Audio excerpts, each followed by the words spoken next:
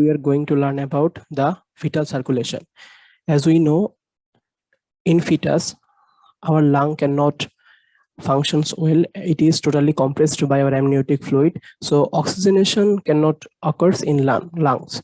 And the oxygenation of a fetus mainly occurs into the placenta. And for our perspective, to make our lesson easier, we will start from the placenta. If we look to the placenta, to placenta, blood is mainly carried by umbilical artery. Here is our umbilical artery. I have drawn this umbilical artery in pink. Umbilical artery is a branch of internal iliac artery. This is internal iliac artery, and this is external iliac artery, and it is common iliac artery. Umbilical artery then carries blood which is less oxygenated. Though it is a branch of aorta, but it is less oxygenated blood. And later in this section, I will explain why the umbilical artery carries blood which is less oxygenated. And as umbilical artery is arising from branch of aorta, so maximum of the blood that is present in aorta will be shunted toward the umbilical artery rather than systemic anastomosis. Here I have drawn the systemic anastomosis. Maximum of this blood will be shunted to umbilical artery, and later I will explain why this will happen. So as we have learned that maximum of the blood is shunted toward the umbilical artery. So in umbilical artery, in the placenta, the process of oxygenation will occur, and up to 80% of fetal blood will be oxygenated in placenta. Also, we know the partial pressure of oxygen is very low. It's maybe up to 30 millimeter of mercury in placental blood. But why up to 80% of fetal blood gets oxygenated here? It is because the fetus contains fetal type of hemoglobin F, which is mainly consists of alpha 2 and gamma 2 subunit of globulin. And this fetal hemoglobin F, fetal type hemoglobin, it has high affinity to oxygen. As it has high affinity to oxygen, although the partial pressure of oxygen is low, 30 millimeter of mercury, because of having high affinity to oxygen of this fetal hemoglobin, 80% of this blood will get oxygenated here. And as the blood has oxygenated up to 80%, we have drawn umbilical vein in red. This is our umbilical vein. We all knew that pulmonary vein contains oxygenated blood. Here we can see that our umbilical vein in fetus, it also carried the oxygenated blood. Then this umbilical vein will go towards the liver, but majority of the blood that is present in umbilical vein will bypass the liver, and mild portion will be supplied to the liver to keep the liver function well, and majority of this blood that is present in umbilical vein will be shunted towards the inferior vena cava. That is our inferior vena cava here, and I have drawn the inferior vena cava in blue to remind that it is a deoxygenated blood.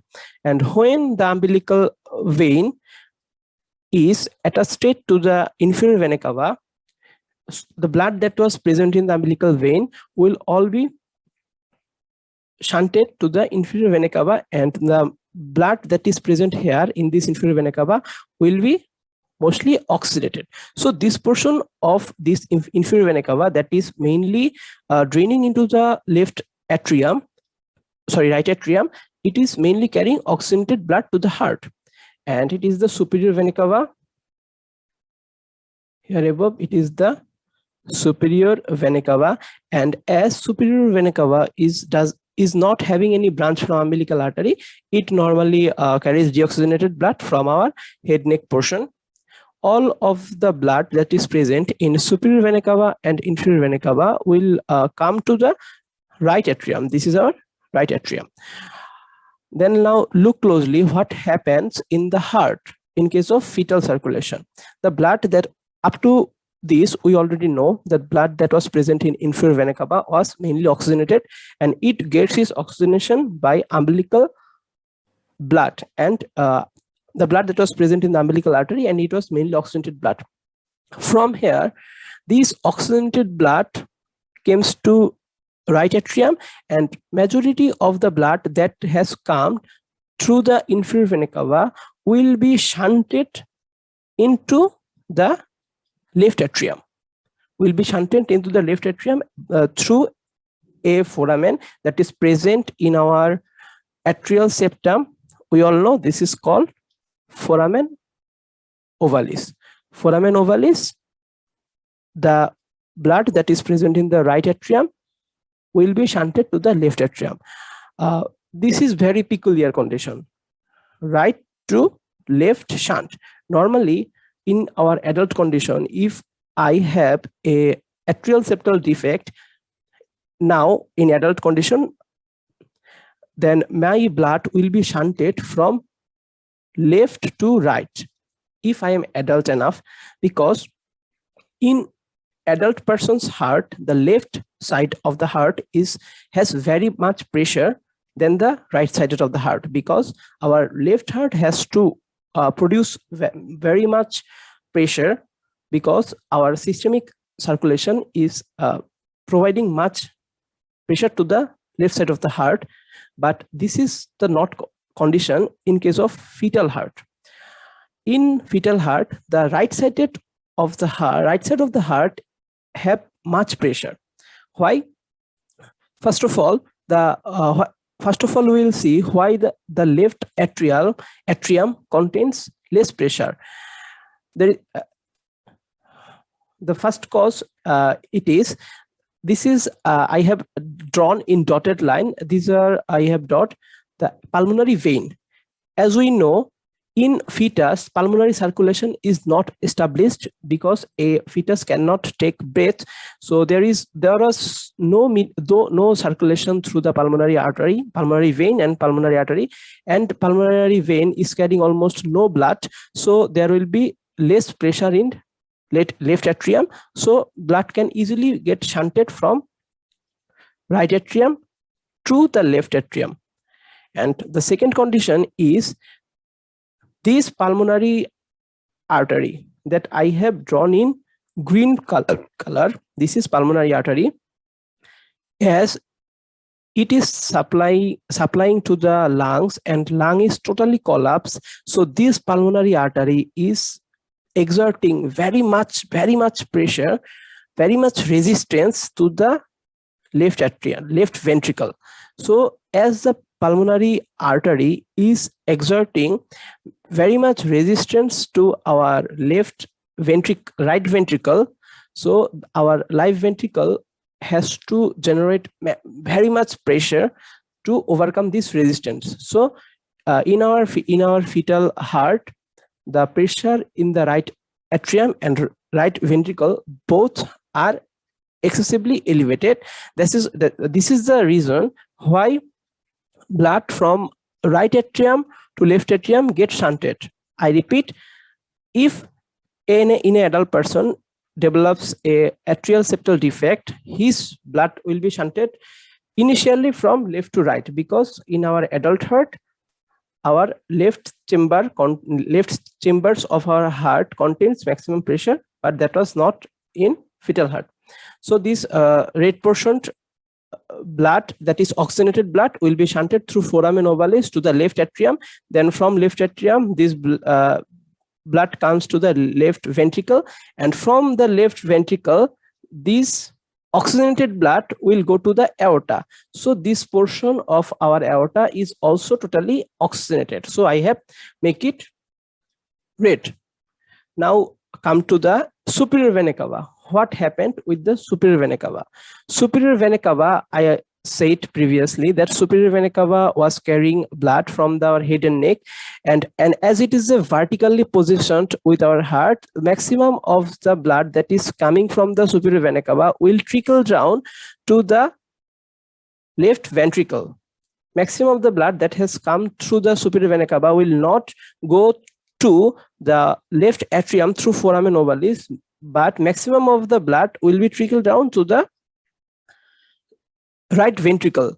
As it has come to the right ventricle, so and it cannot go back to the right atrium because there is presence of tricuspid valve, so it must have to go through this high resistance pulmonary artery. But when it cannot, these bloods cannot ultimately go to the lungs because the lung is totally collapsed and it is exerting infinity pressure, infinity resistance. So when the deoxygenated blood enters to the pulmonary artery, these bloods will eventually find a path to get itself into the arch of aorta, and there is a connection between arch of aorta and our pulmonary artery, and this connection is called ductus arteriosus. We all know that it is ductus arteriosus.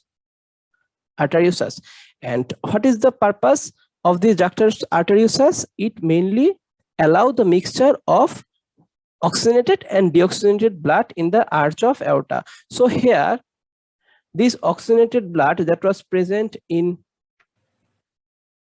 aorta now get mixed with the deoxygenated blood, and the total oxygenation and the total oxygen concentration on the blood will be reduced. Here in this portion I have drawn this as pink color because it is not red. I am symboling that it is highly oxygenated, and it is blue, I am symboling that it is deoxygenated. But in pink I am symboling this, it is mildly oxygenated. So I have in the first segment of our video, I said that the aorta and pulmonary and aorta and our umbilical artery was carrying less oxygenated blood, and here we have seen the reason why the blood present in the aorta and umbilical artery is less oxygenated, because of this patent ductus arteriosus which has mixed the blood.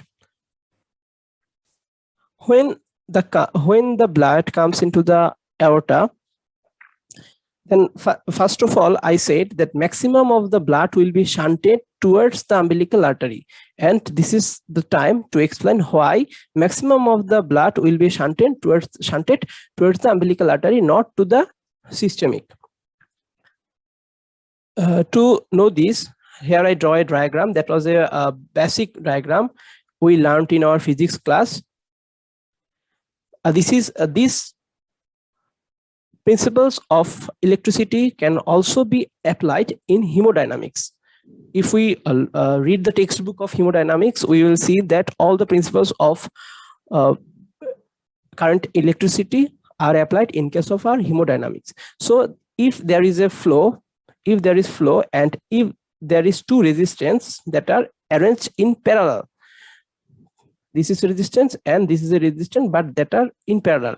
The resistance 2 is higher resistance and the resistance 1 is lower resistance, and ultimately they meet to a point.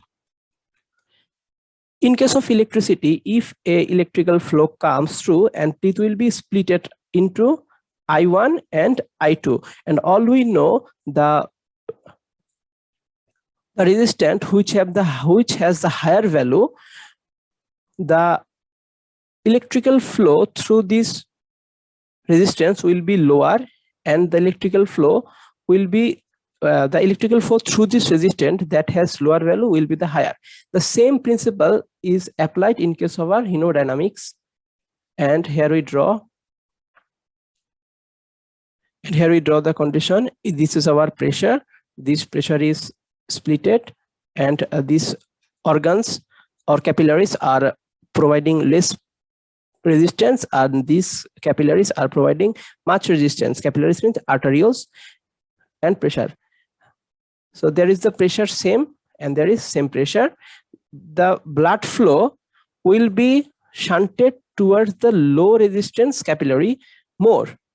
If there was 100% blood, 75% will be shunted this way, which is providing less resistance, and only up to 25% will be shunted this way, that will provide much resistance. So same condition apply here. Maximum of the blood, that is, so this condition same apply here in our aorta of the fetus. Maximum blood will be shunted towards the umbilical artery because the systemic capillaries are providing higher resistance, but here the umbilical capillaries are providing less resistance. So maximum up to say 70% of the blood will be shunted this way, and they will get oxygenated, even though there is less oxygen tension in umbilical capillary, but 80% of the blood will get oxygenated because of fetal hemoglobin, which has much affinity to oxygen. Now it is time to say the what are the remnants in vein. So first of all, we say that what will happen to our ductus arteriosus. Ductus arteriosus, it will be converted to a ligament called ligamentum arteriosum. I will show you the picture of ligamentum arteriosum. Then this is the, and this artery which shunted the blood from umbilical artery to the inferior vena cava. It was ductus venosus. Sorry, I forgot to say this name. It was ductus venosus. Sorry, venosus. So in our adult, ductus venosus will be converted into ligamentum venosus. Ligamentum venosus, that is present in our liver, and as it is connected to the inferior vena cava, and I will show you the picture that in liver it arises from the porta hepatis and connect to the inferior vena cava. And this was our umbilical vein, and this was our umbilical artery. In umbilical vein in adult, it will be converted into ligamentum teres hepatis. Ligamentum teres hepatis, that is mainly present in the lower border of falciform ligament of liver, and this is our umbilical artery. And in adult, the umbilical artery will be converted into medial umbilical ligament. Medial umbilical ligament, and I will show all the picture of these structures. Here is a picture of our adult heart, and look at this structure. This is our pulmonary trunk, and this is our arch of aorta, and it is a ligament. And previously we have seen that there was a connection that shunted blood from the pulmonary aorta to the pulmonary trunk to the aorta, and after birth this become obliterated, and this becomes a ligament, and this is called ligamentum arteriosus.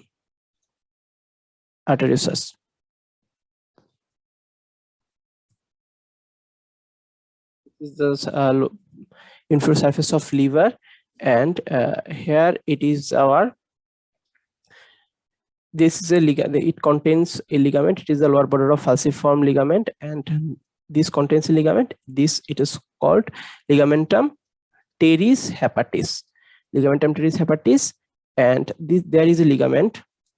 This connects to the porta hepatis to the inferior vena cava, and as it connects to the inferior vena cava, it was a remnant of ductus venosus, so it is the ligamentum venosus.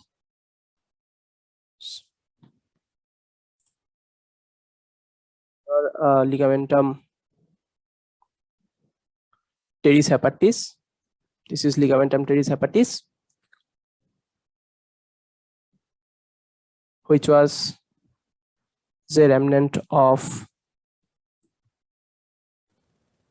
umbilical vein. And this is the coronal section of our anterior body wall, and there are some ligament present in the lower portion. This is the, and there is the ligament. It is the medial umbilical ligament. Medial umbilical ligament, and it was the derivative. It derived from umbilical artery. Hope you have enjoyed the video. Thanks for watching.